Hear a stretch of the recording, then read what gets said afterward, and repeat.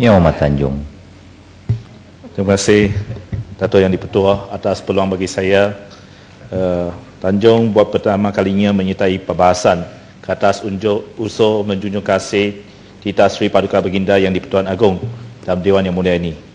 Terlebih dahulu saya ingin mengucapkan tahniah kepada Pakatan Rakyat kerana berjaya meraih 51% undi popular. Walaupun Barisan Nasional yang meraih 47% undi popular akhirnya dapat membentuk kerajaan persekutuan.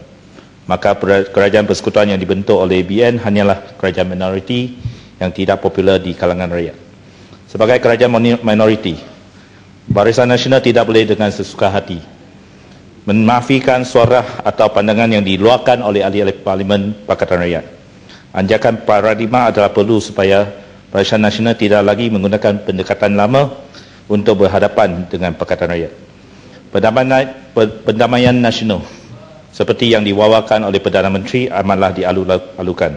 Akan tetapi saya berasa amat hairan dengan kenyataan Perdana Menteri bahawa kalau kita hendak National Reconciliation, terimalah keputusan PRU ke-13 dahulu. Jikalau kita ingin menjayakan pendamaian nasional, maka Barisan Nasional perlulah bekerjasama dengan Pakatan Rakyat supaya kepentingan rakyat dapat dipertahankan tanpa mengambil kira kaum, agama, jantina dan latar belakang politik mereka.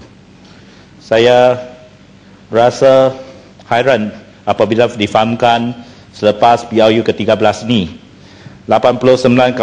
peruntukan untuk 89 kawasan parlimen yang diterajui oleh Pakatan Rakyat, di mana peruntukan kawasan ini telah dikurangkan dan tidak setimpal dengan peruntukan yang diperolehi oleh kawasan-kawasan parlimen di bawah Barisan Nasional, di mana hanya di Semenanjung, kawasan-kawasan Pakatan Rakyat kita hanya dapat 0.3 juta ringgit, manakala di Sabah dan Sarawak kita dapat 0.5 juta ringgit.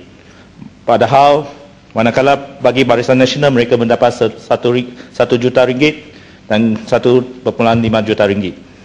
Jadi saya berasa amat hairan kerana ini seolah-olahnya kawasan-kawasan yang dimenangi oleh Pakatan Rakyat telah dianatirikan oleh Kerajaan Barisan Nasional untuk membalas dendam terhadap mereka yang menyokong Pakatan Rakyat.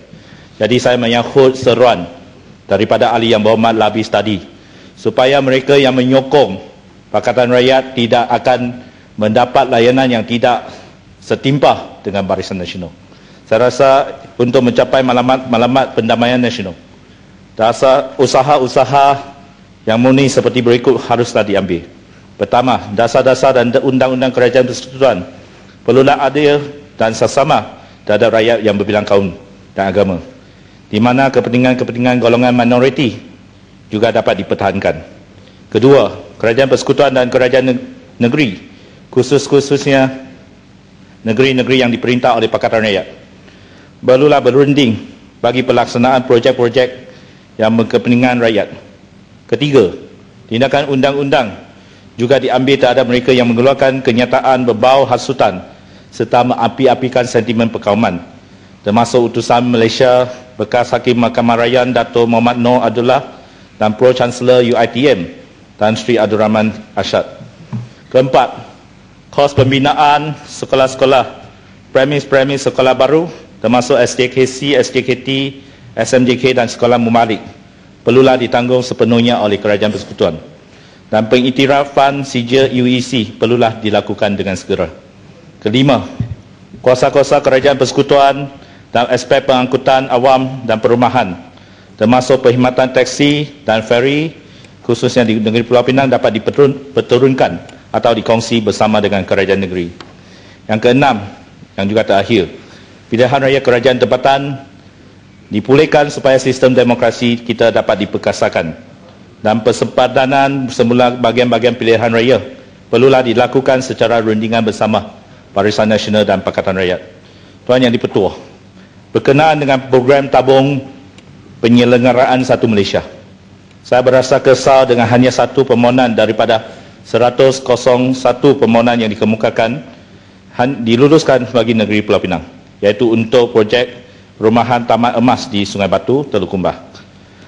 Negeri Pulau Pinang mempunyai projek pemajuan berserata yang ketiga terbanyak selepas negeri Selangor dan Kuala Lumpur.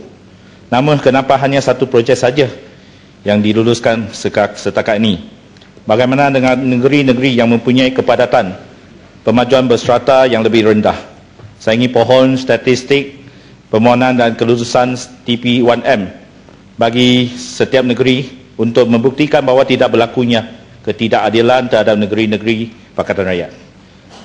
Dato' Yang di-Pertua, saya masih ingat Perdana Menteri dalam ucapan bajet 2013 umumkan hanya 70 unit daripada 20,454 unit rumah mampu milik akan dibina di negeri Pulau Pinang.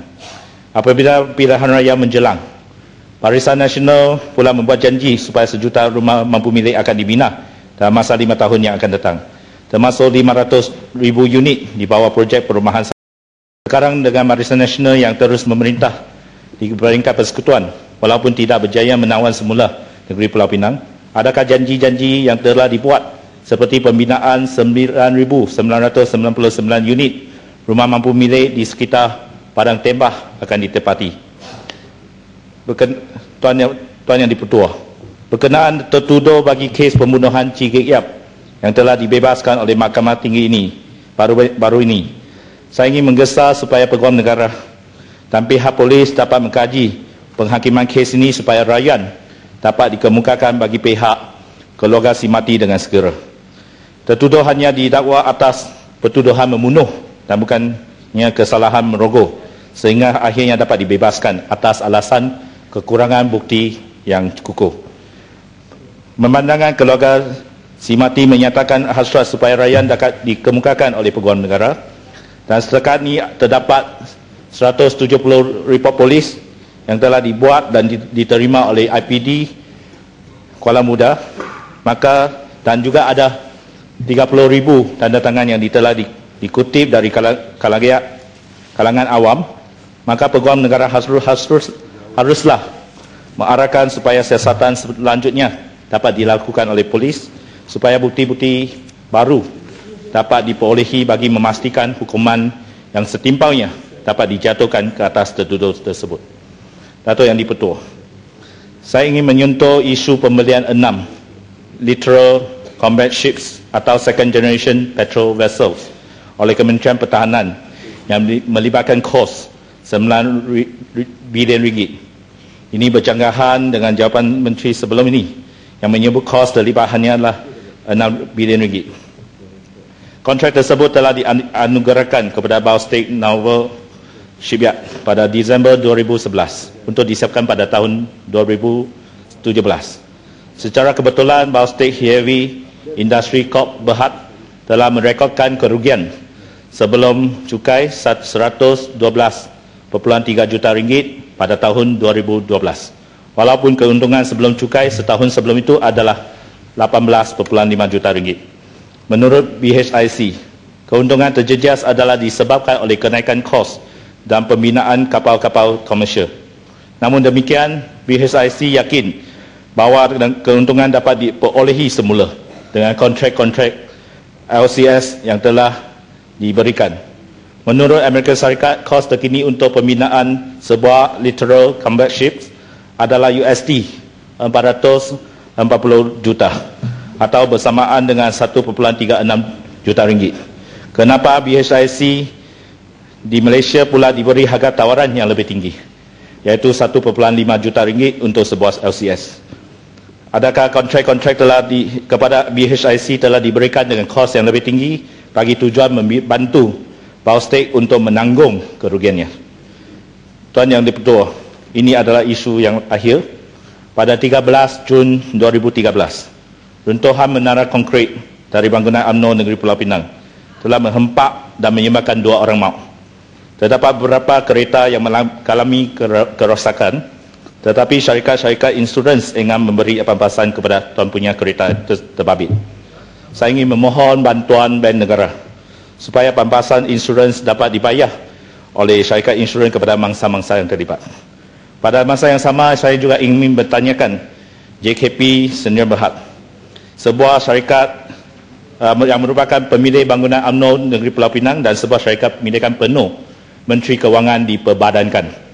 Adakah Kementerian Kewangan sanggup mengarahkan JKP untuk mengambil tanggungjawab sepenuhnya serta memberi pampasan kepada mereka yang terbabit?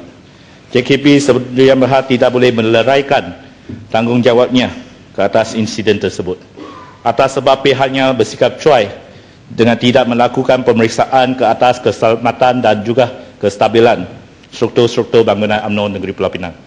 Saya berasa amat kesal apabila difahamkan bangunan UMNO Negeri Pulau Pinang dimulakan kerja-kerja pembinaan sebelum plan bangunan diluluskan dan sijil menduduki telah dikeluarkan dalam 4 hari selepas kelulusan plan bangunan binaan. Lebih-lebih lagi, lebih lagi bangunan UMNO Negeri Pulau Pinang tersebut dibina atas tanah wakaf yang tidak harus diperdagangkan, tetapi keseluruhan bangunan tersebut telah dijual kepada JKP Sedia Berhad. Jadi dengan kata-kata ini saya mohon menyokong.